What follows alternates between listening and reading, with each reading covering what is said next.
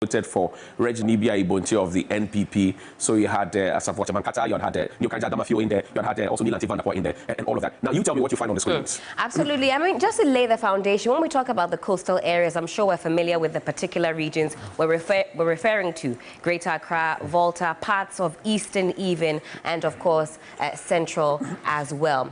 And the reasons for which decisions will be made are many. We're looking at issues concerning fisherfolk, fishing sustainability, amongst others. So the graph, as you can see, it starts from 1996 all the way through to 2020. Of course, we've got the colors here, blue representing the NPP, green representing the NDC. And very interesting there, you see how it crisscrosses up until now. In 1996, we see the figures for both parties, some 44.7% for the NPP, 53.2% for the NDC. Moving on to the year 2000, we see the tables turn. 46.6% now for the NDC, with the NPP taking the lead with some 50.7%. Very interesting there, that crossed over. That was the election that brought in Reginald Nibiayi-Bonte. He's a private legal practitioner, a lover of mathematics, a very influential voice in the constituency up until this day. Many had tipped him to become the mayor of Accra, but that never was. But he was the first and only one to have given the NPP victory in the Odododiodio constituency. If you fast forward to 2004, you see that that story changed. Absolutely. Another crisscrossing event here. Now you see 46.8% for the NPP, 51.9% there for the NDC in 2014. The margins you see will start to rise sharply in 2008, 41.7% there. A decline for the New Patriotic Party, and an even steeper climb up there for the NDC, 57.2%. Interesting. So that was at the time when President Kufuor was exiting. By the time President was entering in 2000, right, that was the election that he fought and won against President Mills. That's right. At the time in 2000, you know, away from the Rawlings era, the NPP had 50.77%. By the time he was exiting in 2008, it had dropped from 50.7 to 41.7. That means 10% off, if you will. All right. And then the NDC had appreciated from 46.6 in 2000 to 57.2. Huge jump. That's a huge jump. Yeah. And there's an even bigger jump in 2012. That was when Professor Mills came in. A bigger one. That was JM's election. That's right. Post the demise of Professor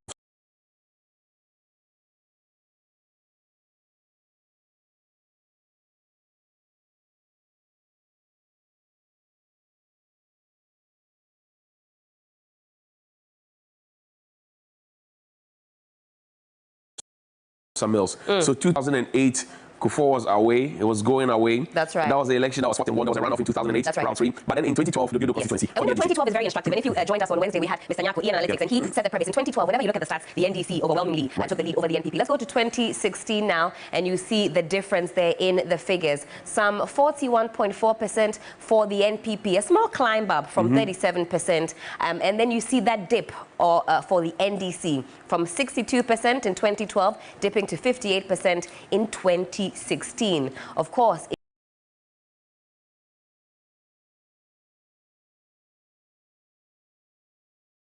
in 2020, margins still remain, but this is what it looks like, or what it looked like 4 years ago. For the NPP, 44% against the NDC's 55.4%. And you see that the NDC dropped from 58% to 55 in 2016, between 2016 and 2020. And then the NPP inched up from 41% to 44%. So it tells you that the NPP is doing all it can to close the gap.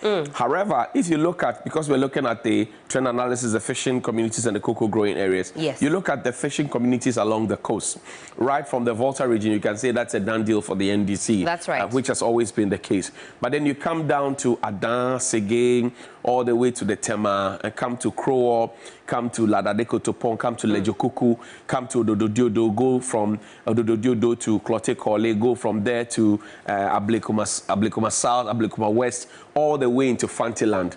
The NDC swept most of the seats along the coast. Now, this was around the time when the government of the day had touted its achievements in building WAPs for the people, right? Subsidizing premix fuel, outboard motors, providing some canoes, doing a lot of developments there.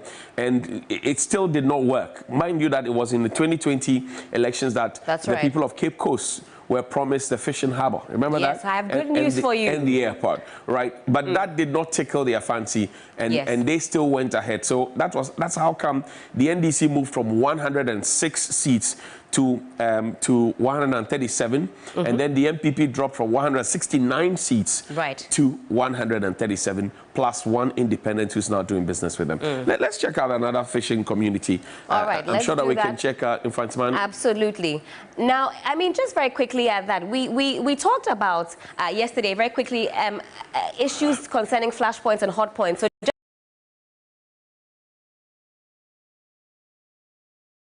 just a quick look, if ever you see a constituency that zigzags like this, it means that it can get quite contentious, and that's why you have that. We'll look at the next slide. Now we have... Let's finish the fishing communities, and then we can... Absolutely. Okay, let's go back to the fishing communities. If we can get that up. No, push it up. So slide to your...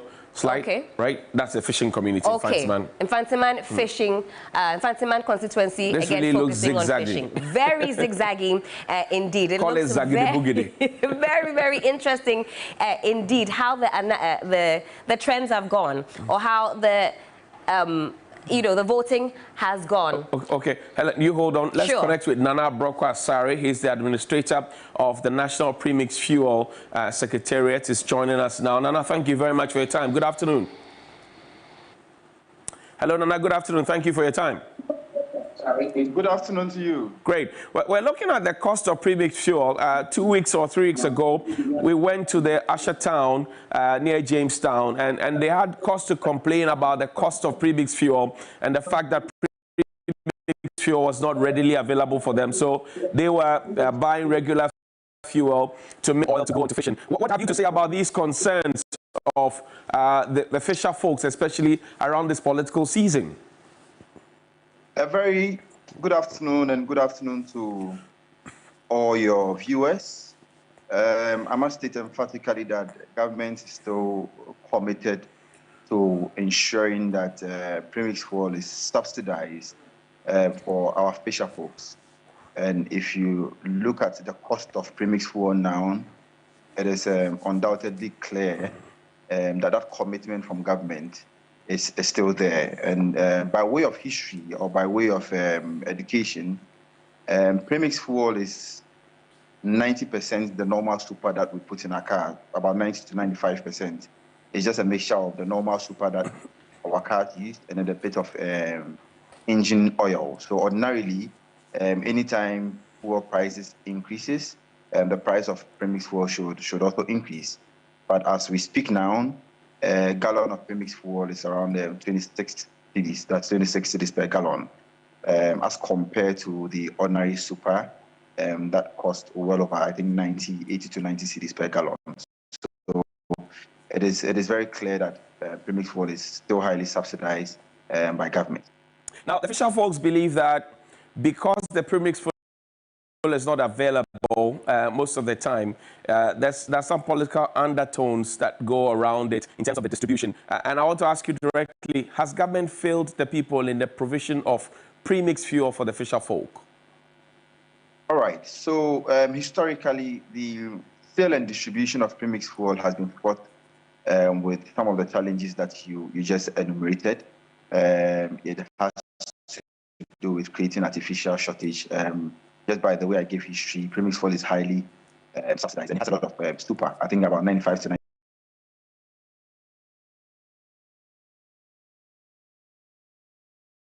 98% super. So you find out that premix fuel has other uses other than using it to power your outboard motor. We have the sole purpose of letting the fisher folks use it to power their outboard motors, but you have instances where people buy premix fuel and use it to power their agricultural machines. Some use it to power Okada engines. Some use it to even power generators and use it for light fishing. So you realize that the demand for premix fuel has always been high. There's always been pressure on premix fuel, and the problems have existed from time immemorial. What we need to ask ourselves as leaders is, what are we doing to solve the problems that we have just enumerated? That is what we should be looking at. And I must say emphatically that the government has done very well to solve these challenges that we are talking about, which I'm sure as the review progresses, I'll share with you shortly. There's a conversation also about the use of monofilament nets against the regular ones that we know, and the light fishing and fishing with chemicals, etc. And they have bemoaned that situation, saying that government needs to stamp its feet on the ground and stop those who are using the monofilament nets, so that those who are doing the real kind of fishing, devoid of all the violations, will also have something to put on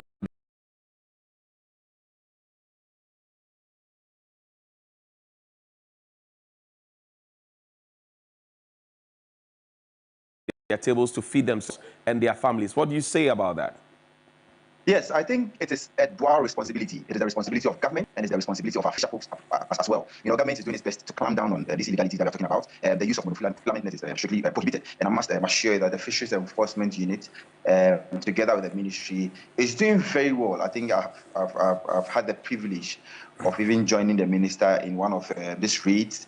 And sometimes you must see the appraisal and attack from people who are using some of these illegal activities. And I think our fisher folks must also, I think, support the government in this venture, because, you know, maintaining order or the cost of these inspections and random search and patrol is very high. I must admit that government spends a lot in these enforcement measures. But I think if our fisher folks help us in clamping some of these things down, it will go a long way to help us. There are instances where these fisher folks even end up for each other. You get to the landing beach and nobody's willing to speak. And that is a problem that we have as a society. But as government, of course, together with the law enforcement agencies, we'll do our best to clamp down on these illegalities. Same way the government is also doing its best to clamp down on the problems associated with the Premix war. The government insists that it's put in place policies to inure to the benefit of the fisher folks and those who work along the value chain.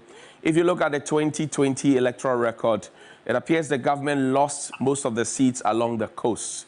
Now, I ask you directly, these policies that you insist you have put in place, are they enough to woo the people to vote for you come December 7, 2024, 8 days away from today?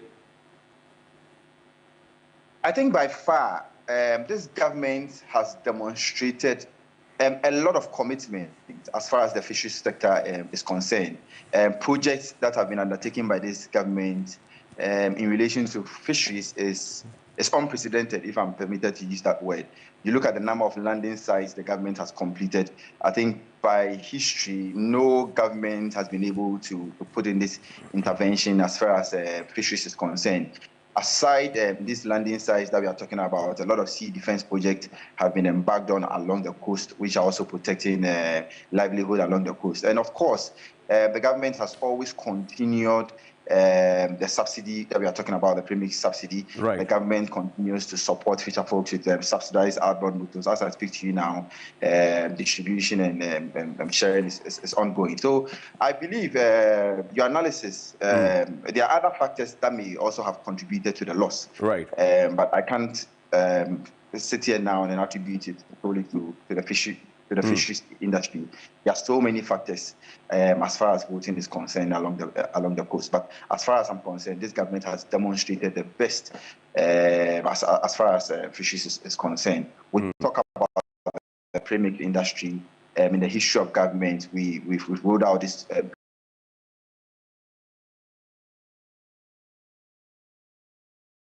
Premix for automation projects where fishermen have unique cards that they use in purchasing Premix for, unlike previously where anybody just goes to a landing site and purports to be a fisherman and buys it, ends up diverting it, ends up using it to do live fishing, etc. So I think the foundation is set for takeoff. If you look at both of these projects that have been undertaken, we are yet to experience the full benefit of it. So I think in the next couple of months, that is where the real... So Nana, if I ask you directly now, you are sure that the NPP will regain the seats that it lost in 2020 along the coast? Is that an assurance I'm getting from you? I am very, very confident that the government has done its best as far as the fisheries industry is concerned. And like I told you, the foundation is set. All Premix fuel outlets now have been automated. We have a lot of fishing landing sites. We have a lot of sea defense projects that have been constructed. Interventions to the fisherfolks continued unabated. So I believe the government has done very well, and I believe if the fishermen are to look at it critically, the government, of course, deserves another nod again to continue the good works that it has started. Nana Brokwa-Asare is the administrator at the Premix Fuel Secretariat. Thank you very much for spending your afternoon with us. We go back now to the trend analysis along the coast. You've just given you the trend analysis from Odododiodio. Helen is now taking us to Mfantseman constituency. Helen? Yes, let's do that. Very interesting perspectives also shared by Mr. Asare on what he believes the government has done and what the response is going to be like. But let's take a look now at the Mfantseman constituency from 96 all the way through to 2020. And as we said before you started that interview, it's crossing. Very interesting graph now. We'll start from 96 with some 46.7% share going to the NPP, the NDC 51.8%. That is the gap that we see there. Fast forward to the year 2000 and a sharp decline with the NPP losing a lot of votes there. 38% is what they had, 47.8% to the NDC. So a decline for sure.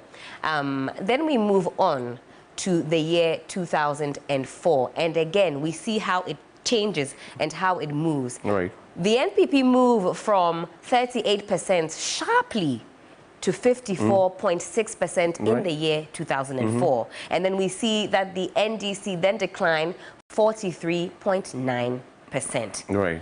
We see that trend also changing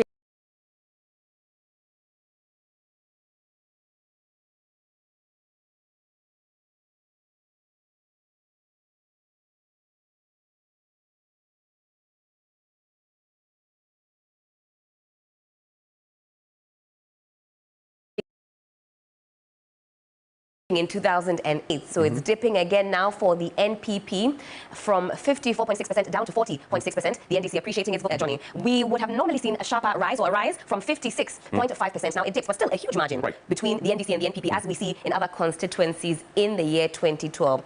The NPP getting 42.9% in that particular year. In 2016, it dips once more. The pattern is up and down and up and down. The NDC 45.2%, the NPP 49.8%. Then 4 years ago, 2020, the NDC appreciated its votes from 45.2% to 49.3%. The NPP rising ever so marginally, 50.7%. This is a constituency, a very interesting constituency indeed, a fishing constituency.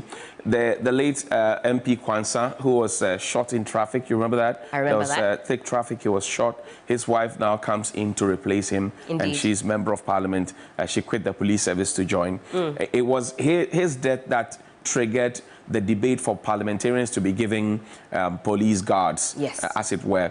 If you look at the Mfantseman constituency, it tells you one thing, that they have a mind of their own, right? In 1996, the NDC won it. They won it again in 2000. They lost it to the NPP in 2004. That's right. And then they won it again in 2008, won it again in 2012, lost it in 2016, and then lost it again in 2020. It tells you that the people of Mfantseman, they have a mind of their own. And they decide if you're doing them good, they'll do you good. If you're not doing them good, they kiss you goodbye. Absolutely. They're voting on their present circumstances. Well, that is what it looks like for this particular fishing community. But we've also been speaking with Fisherfolk, and they've been telling us some challenges that face the fishing industry. Here are a few responses. Take a look.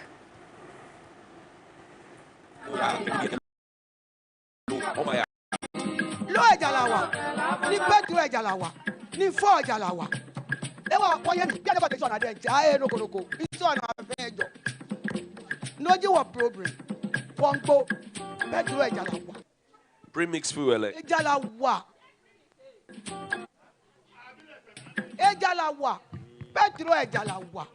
Petro na ke ya wo ejala wa. Lo ni petro ejala wa. Wela lo an ejala ba wa. Premix here eba. Ni wa ayo gon ite petro. Na ayo oyele na ke wo mi. Ni wole ke ya wo e. E wa lo ejala wa. Shika Premix here mba. Ni ejala wa. Wonu fe no ba fe melo.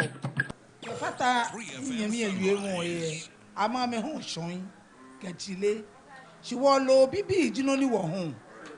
Ni neke illegal fish di ne na chon ni. Me ni small light ameke kani e kumo ni odomo e ko ni dun ye je mi. No na ni kande npeke mba o ya kande ye yi. E wo lo e ba kande ye yi. Na me lu ole afuash ko me. No jino ni gba wo lo bibi ho lo ana. Sha me shon che me ni ama me no ayedi na me ke ko sho ke ko te. Ami no lo ponkome lo kome aka lo bibi o ba pete po na ke ba mi ni ba mo na ba sale ba mi e wa ba me no e tomo wono. So those are some fisher folks that were engaged with some 3 weeks ago at the Asher town, the Asher beach, close to the Jamestown landing beach, and as part of our engagement on the fisheries move to try and save our seas. What they're saying essentially is that the premix fuel is not readily available, so they have had to buy their own fuel, add their own oil to it to go and fish. And when they do that, it costs more for them to operate their outboard motors to get onto the sea to go and fish.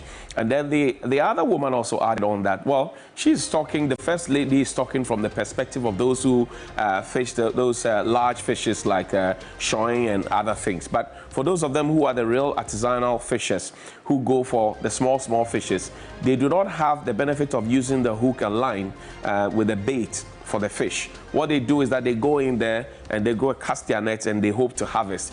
But when the light is cast on the fish and chemicals are being used, then once they cast the net, all their efforts will come to naught. So they are appealing to the authorities to take the right steps to make sure that their lives are made better and their efforts are not wasted. This is Ghana Decides 2024. We'll take a quick break. When we return from the break, there's some more analysis. We'll get into the cocoa growing areas. Sefiri also is in our focus.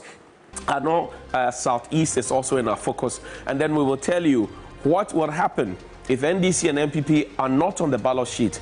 Who will the people be voting for? See you after the break.